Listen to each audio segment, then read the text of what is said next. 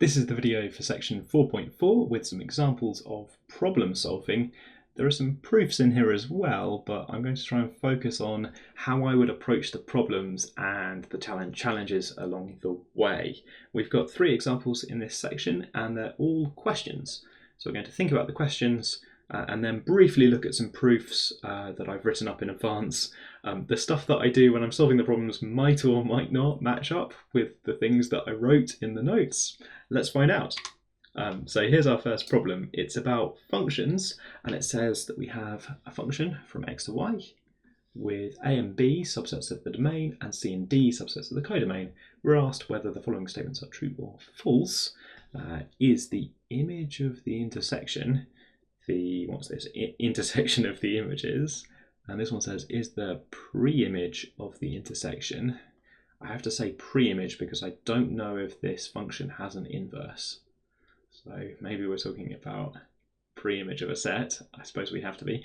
Is that equal to the intersection of the pre-images? Okay, so there's intersections and images and pre-images. First things first, if you'd forgotten about pre-images and images, then this isn't going to make any sense at all. And when you're doing a question, you've got to remember the definitions of the things in the questions. More than that, you've got to be a bit familiar with them, because my second bit of advice is much harder, which is you should be aware of words that are not in the question. So when I read this, I realise that they haven't told me that the function is injective or surjective. I know that those are important concepts when you're thinking about images and pre-images, but the words aren't in the question. So that's much harder. You can Google the words in the question or try and look up the notation, but sometimes you also have to remember related facts, and that comes from, I guess, looking back at your lecture notes and looking at other related ideas, or if this is an exam question for a particular course, then looking back at the course before you get to the exam. This course doesn't have an exam, but here we are. We're asked these questions. So I'm probably going to start by trying to doodle some pictures. This image of an intersection. So I'm trying to draw A and B with some intersection. Well, I suppose they don't have to have an intersection. I haven't been told anything about A and B or C and D either. So I've got some sets, maybe they've got an intersection, and I'm interested in the image of A, which I'll draw over here, and the image of B, which I'll draw over here, and I'm already interested in whether they have an intersection or not. Could I have them going to totally separate places? I suppose if I've got something over here, then it's in A, so the value from here will be in f of A, and it will be in f of B, so it would be in both. So if I've got something in here, then I get something in here. I don't feel like the other way around is true, though. In particular, I'm worried that this function could, these regions could overlap somewhere else as well. So I'm suspicious of this fact. I think it might be false if f is not injective, which is quite a specific claim. If I think it's false, then I can disprove it just by finding a single counterexample. I think that's the direction I might go. Let's read the other one as well. So this talks about the pre-image of an intersection. So in this case, I need to draw C and D and think about their pre-images. So pre-image of C. I suppose this is the same picture but labelled differently. So here we are, pre-image of D over here. And now this time, I realise that I'm being asked about just the intersection of these sets. So I'm only really interested in points in here. What can I say about points in here? Well, they're in the pre-image of C, so this point has to map to somewhere that's in C, but also it's in the pre-image of D, so it has to map to somewhere that's in D. That's not how functions work, unless a function takes a single value for this point over here, so it's going to have to be in the intersection, which is the definition of the pre-image of the intersection. So I'm starting to think this one is true, and I should write it out more carefully to check that I can convince myself that it's true, but I think part I is going to turn out to be false, and part II is going to be true. Right, let's go back to the first one and see if I can make this diagram into a counterexample. Finding counterexamples is going to be quite easy because they've let me choose. If I want a single counterexample, then I can choose x and y and a and b and c and d and the function f, so long as this thing is not true. So I'm going to label some regions. I think I'm going to label these regions 1, 2, and 3. The idea being that I'm going to sneakily make regions 1 and 3 by making the function not injective. I'm going to make those the same. What do I want then? So something like f of 1 is 1, f of 2 is 2, and f of 3 is sneakily not injective, sorry, the same number again. And then my sets A and B are the sets 1, 2, and the set 2, 3. And then the image of the set 1, 2 is 1, 2, and the image of the set 2, 3 is 2, 1. And then this is good because A and B have intersection just the set containing 2, but the images have larger intersection. They include this thing 1 over here as well. So on the left, I get just the set containing 2 for the image of A and B, but on the right, I get the set containing 1 and 2 for the intersection of the images. It's surprisingly also got 1 in. 1 and 3 weren't part of the intersection, but they do have the same image. So that's a counterexample. I don't think it's the one that I've got in my notes. It's an example with very small sets, x and y, with just the numbers 1, 2, 3 as x. I should really write this up when I write this up. If I write up this example, I need to go back and explain what the sets are. I suppose I could put other stuff in my codomain if I want to. I think I'll stick to just 1 and 2. In which case, the function is not injective. Okay, so I think that one's false. I'm becoming more convinced. I should tidy this up. And over this side, I suppose these are sets, and I should work out what's in the sets. So if x is in, what am I thinking about this? Let's go for the right-hand side. That was the thing I was thinking about down here. Then x is in, the point was that it's in both of these, and x is in f pre-image of D. So the whole point of being in the pre-image of C is that f of x is in C. I don't know what value it is in C, but it's in C somewhere. The pre-image of C finds all the points that map into C, which is good. Finding all of them so that you can say things like f of x is in C. And the point over here is that f of x is in D as well, and that precisely means f of x is in the intersection. Okay, brilliant. That's just exactly how you get to be in the pre-image of the intersection. So I've convinced myself that if you're in the right-hand side, then you're in the left-hand side. I should also work in the other direction, I think. But I think these steps are reversible. So if I start down here, the whole point of that is you're here, so you're in both. So interpret those, and then put the intersection back together. Yeah, you can reverse all the steps of that logic, and that'll be fine. So I should write these out, because I can't hand that in as my solution. And if I write them out, then I'll spell out some of the things that I've said out loud, and some of the ideas as well, probably. Okay, so in the lecture notes, I'm pretty sure I've got different counterexamples, but here's the commentary. We're thinking about extreme cases in general. So you'll notice my set X, I have just a few elements in. I like thinking about simple counterexamples when I can. In the commentary here, we're thinking about what happens if we have the empty set. When I was drawing it, considered the case maybe A and B might not have any intersection at all. That's not how my counterexample works. But a different way you could go is to say you could make sure that they don't. But then the image could be, if there's a constant function, the image could have loads of if the function is constant, then this intersection will be very happy. It will maintain having lots of things in. Okay, so counterexample in the notes works like this: constant function for f, but A and B disjoint sets. So then the intersection of A and B is the empty set. the image of the empty set is always the empty set, but the intersection of the images is the second any three. Sometimes when you disprove something, you sort of wonder, well, did it feel close to being true? Was there any sort of truth nearby? And we did find some truth nearby.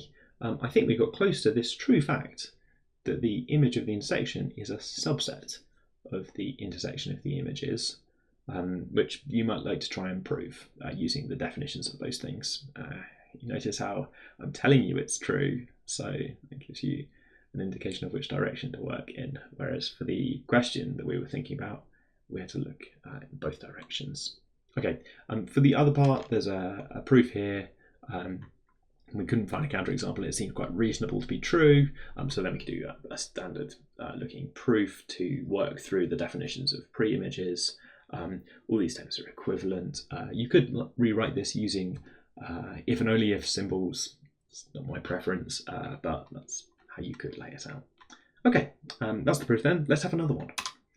So a new statement. This one's about modular arithmetic, and it starts by saying we have an integer that's 2 or more, and we have a set of equivalence classes called Zn, where here are the equivalence classes shown with those bars on top, defined by congruence modulo n on the integers. So here's your reminder to look up definitions, because if you can't remember what equivalence classes are, or the set of equivalence classes, it might be good to go and look that up before you engage with this question. Here we go though, part I. Show that the operation, I've seen this before, it's like a modified multiplication sign, so some sort of operation, defined by, we take two of these things, you just multiply x and y. Show that it's well defined, where that means standard multiplication on the integers. Okay, so that's one job to do. And then part 2 tells us about multiplicative inverses. If it's not the 0 set, then the inverse y bar has the property that these things, I'm going to say multiply, even though this is a new operation to 1 bar. Is there a multiplicative inverse for every set in the equivalence class except the 0 set? And then it says, what if n is prime? Which makes me smile, because that gives the game away a little bit, doesn't it? That says probably, the answer is, well, probably depends on whether n is prime or not. They'll catch me out one day with a question structured such that it's just true for all n, and then it says, what if n is prime? And the answer is, well, yeah, it's true for all numbers, but that hasn't happened to me for a long time. So my suspicion is that the answer will be something like, is there a multiplicative inverse? Oh yeah, maybe it's sometimes, and then if n is prime, you get to say no, definitely not, or maybe you get to say yes, definitely if it's prime. You get to say a more solid statement. Other thing to notice is that there is a hint for this question in square brackets at the bottom. You may assume Bezuchlemma, which says that if integers a and b are coprime, there exist integers k and l such that, and then there's a statement. So that's talking about a, b, k, and l, so there's a bit of disguise there. I can't immediately see how to use that in the question. Is equal to 1. Well, I can see an equals to 1, so I suspect I might be using this hint over here. And I can also see, so it matches up with that bit just a little bit. And I can also see coprime, which makes me think it's relevant to this last part of the question. So my intuition reading the question is that I've got a hint for the last part. Okay, and that hint sort of gives the game away a little bit for the previous part, but that's a meta-knowledge thing, that's not an actual maths thing. Let's try and focus on maths for part 1, where we're given an operation. We're asked to show that it's well defined, which I suppose has to be the idea that these equivalence classes can be written in lots of different ways. For example, I know that this is the same as this, n with a bar on the top. That's because in the equivalence class one, the whole point is that there are lots of different equivalent things, and they give you equivalent expressions for what the class is. Okay, so the concern is that this might not be well defined, like those examples we saw of ill-defined attempts at a function, where we had something like the rational numbers and we took the denominator out of the rational number. And that was a problem because the rational number might not have been written in lowest common terms, lowest terms, whatever. Here we must be worried that different representations of the same equivalence class might give us different answers for which equivalence class you get. So if I switch out y from 0 to n, well, I get different numbers in here. Multiplying by 0 is quite different from multiplying by n. Do I get the same equivalence class? Because I'd like this to be uniquely defined, uniquely specified. If you give me sets x and y, whichever one I pick is fine. Okay. Skipping through some algebra, which is going to be on the next slide, that just turns out to be fine. That the aim here, if you spell it out, I think I'll use too many letters to spell this out, is that if x is equivalent to z and y is equivalent to w, so these are different symbols that you might use to talk about the same equivalence classes, then, so that's my hypothesis, if you have these pairs potentially confusing, then I claim that this equivalence class is the same thing as this equivalence class. You can change out your representatives and it's all fine. To prove that, I need to show that these things are actually related, because being different representatives of the same equivalence class just means that these are related. So to prove this, we just need to interpret all of these equivalence facts using the definition of congruence modulo n, and there's a little bit of an algebraic mess to work through, but not too bad. You are given some facts about the relationships between x and z, and your target fact talks about the product. So I'm definitely going to take these facts and multiply them together to get a fact about x, y. The equivalence here ignores multiples of n, so any multiples of n I see, it's all fine. Over here for part 2, well, we'll look at the algebra in a second. In part 2, my intuition is, I suppose, that this is probably no, so I should investigate some small numbers. They've said that I can take n to be 2 or larger, so I'm going to try exploring n equals 2, in which case there are only 2 equivalence classes. And this is not really enough to play with because, well, they told me not to take this one, and they asked me about whether there's multiplicative inverses, and we have that 1 multiplied with itself is 1 bar.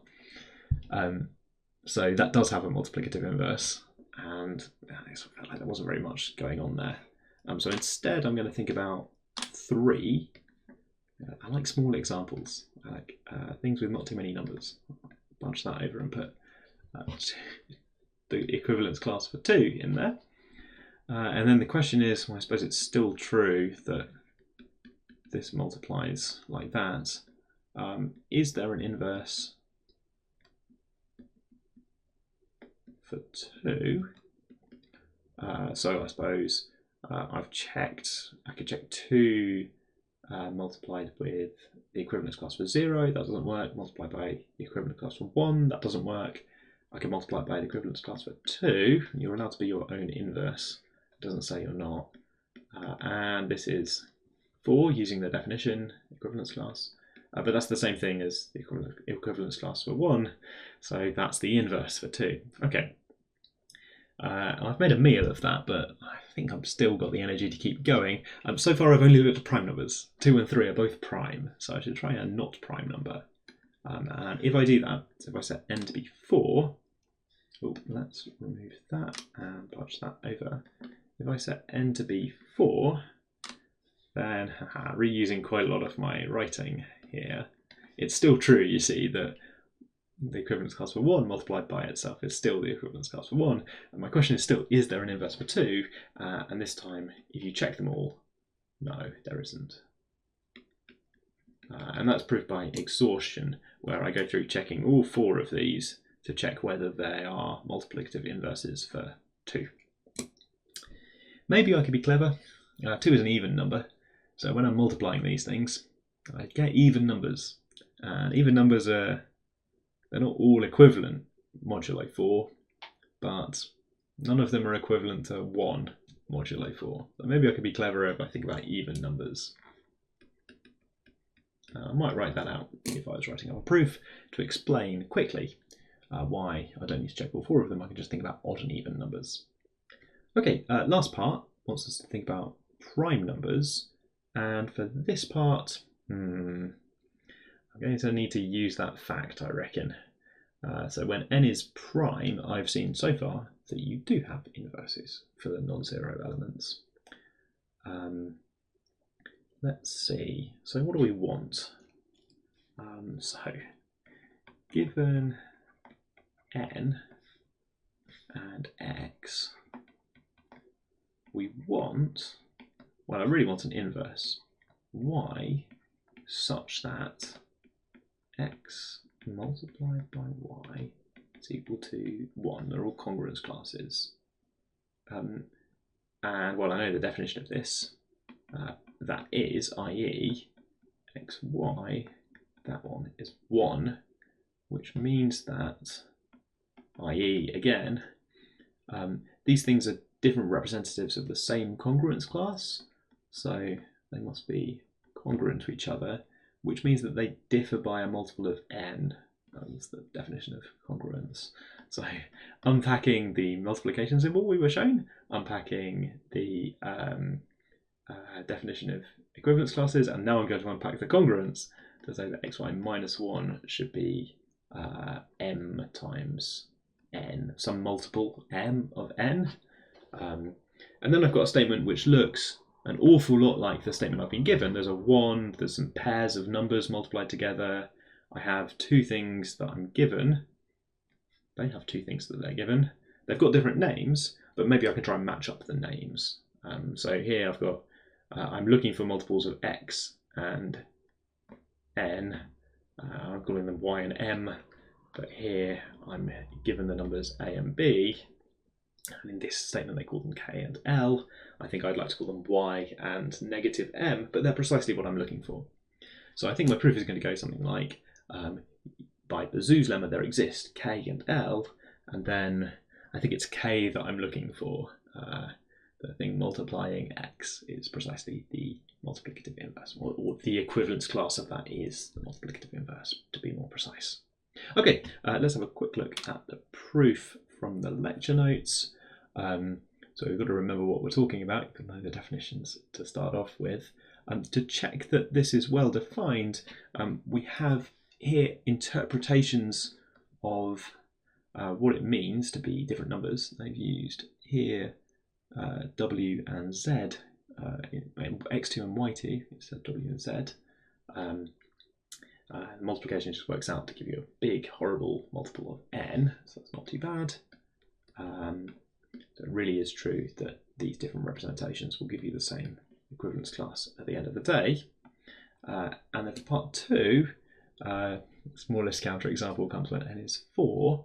But thinking about multiples more generally, you always get this problem if n is not a prime number, because you could take one of its factors, and then so 2 is a factor of 4. You could take one of its factors, and that won't have a multiplicative inverse, because multiples of it will always be multiples of that factor, and never one more than a multiple of n. Shares a factor, so can't divide that difference between one more than multiple of n and multiple of n. Anyway, in this case, they're just writing out as a direct proof to say we're going to use Bazoo's lemma. Here we go. To say we want exactly these, and that means interpreting that, so going forwards. So this is an example perhaps where you might think of it in one order and then write it up in the other order. Okay, last example of problem solving, and it's the last example for this course. It's about the limits of a function as it tends to 0. We're given a complicated definition and we're asked for these 2 functions, do they meet their definition? So only way to do this is to try to understand the definition. Here we go. It says for all epsilon greater than 0, there exists x in the reals such that, problem small x, Let's call them big X and small x. Okay, for all epsilon greater than 0, there exists big X in the reals, such that for all small x in the reals, if small x is larger than big X, now I'm confused about small x being larger than big X, but never mind. If x is larger than big X, change my mind to x and big X, then the whole point of this, the size of the function, absolute value of f of x, is smaller than epsilon. One more time. Any epsilon you pick, there exists big X such that if x is larger than that, then the value of the function is quite small. You choose how small, and then for all epsilon, I can find some point after that the value of the function is small as you like. So in words, if I try and do it all at once, it's something like eventually, forever after, as small as you like. But notice that when you put things in words, the order there has been totally lost, in the sense that it's for all epsilon at the front. English language is tricky, but it's the only way I can get to grips with what we're being told. So I've got this idea that it's about the function being small. So I suppose let's draw a little graph or something. We've got x over here. We're going to plot a function, and we're interested in the function being, so what does that mean? Absolute value of f is smaller than epsilon, means that f is somewhere between epsilon and minus epsilon, and it's for all epsilon. So you choose epsilon, and then I have to find some capital X such that for all x greater than capital X, so not including capital X, for all x greater than capital X, the function is between those lines. Okay, and you can choose epsilon to be as small as you like, which could be a problem for me, because then the function would have to be very, very close to the x-axis, which is of course the idea. Tends to 0 means something to me in my head about being really close to 0 value, which means the x-axis. Okay, not saying anything about what the function does over here. Okay, so I've got this idea that you set epsilon, and then I have to find some point x after which the function stays between really tight limits that are set by you. I look at the functions, I see that e to the minus x, I have a strong opinion that that tends to 0, whatever the definition says, and cos x, I have an equally strong opinion that that doesn't. Although you never know whether the definition lines up with your intuition of what these things should be. Right, so let's draw a picture of e to the minus x to start off with. So that decays like that, doesn't it? And that's what we're going to talk about. So maybe you choose a value of epsilon. This isn't even negative, so don't worry about those mod signs for now, absolute value signs for now. You choose a value of epsilon, and then I have to choose a value of x, such that after that, the function is even closer to 0 than you said. But that's fine, because e to the minus x is a decreasing function. So maybe I'll choose, this is epsilon, I'll choose x. What do I want? I want e to the minus big X equals epsilon. Seems interesting to me, which is a way of saying, if I rearrange that, minus natural logarithm of epsilon. I think that if x is larger than that value of capital X, then because the exponential is decreasing, the value will be even smaller, but positive. So we'll do this. So I think I can do this one in part I, if I choose the value of capital X to be this. It's allowed to depend on epsilon because it comes after the specification of epsilon in the statement. I really want to make it depend on epsilon. If you choose a tiny value of epsilon, I'm going to choose such a large value of capital X. Okay, but I think the fact that the exponential decreases and gets really close to 0 is precisely what we're looking for. So I think that one you can prove like that. And in the second case, cosine famously doesn't do anything like this, does it? It stays going between 1 and minus 1. So for a counterexample, I need to find, well, actually I need to find several things. I need to find a value of epsilon, and I need to find values of x such that for all capital X, I can get for you some value of small x such that this statement is not true. So if we're negating this, then working our way in, the negation would be there exists an epsilon still greater than 0. We don't invert that bit. We're talking about the same set of numbers, such that, and then we'll go for all capital X in still the real numbers. We don't change that to be the complex numbers or something. There exists an X in the reals, and then this part is phrased as an if then. That's an implication, and the way you negate an implication is you say both P and not Q. So we get to actually negate something in here, P and not Q. Importantly, that's the only way to negate an implication, the only case where an implication is false. Okay, so let's see if we can do this.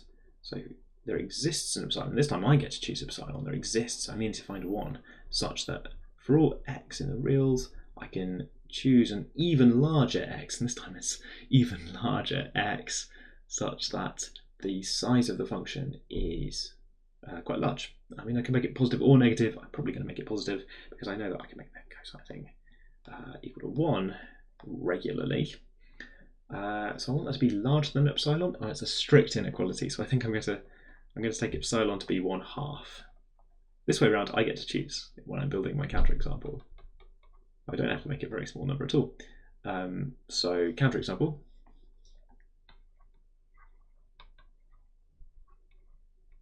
I'll take epsilon to be 1/2, and then you can choose any value of capital X, and wherever you put it, I'll be able to choose a value of little x after that, such that cosine is 1, which will be too big. It'll do this thing in here. And notice that lowercase x here is allowed to depend on capital X. In here, sorry, in the negation, there exists a lowercase x that's allowed to depend. The thing that I'm claiming exists, that's allowed to depend on capital X. Okay, so I'll do that. I'll use one of these multiples of 2 pi or something. Yes, so I'll use whichever multiple of 2 pi is the next one, or 2 after that, or something like that. So if you write this up, then it looks quite tidy. Because as the function is decreasing, it's always positive. We can achieve this by taking bx's minus natural logarithm of epsilon, which, if you're reading too fast, just comes out of nowhere. I think you have to have explored the question a little bit and drawn a version of that diagram to get this idea, perhaps, that you should take minus natural logarithm of epsilon. And then at the end, we've got this little proof to show that the value of the function really does stay less than epsilon. Okay. In the other case, there we go. In the other case, we've got to work out the negation. There it is. And then we just need to choose some values such that this also works. So you can counter the claim by doing something different. Those are the examples that I wanted to work through with you. In the last video, I've got some general advice for problem solving and for working with proof. So I'll see you in the video for section 4.5. See you there.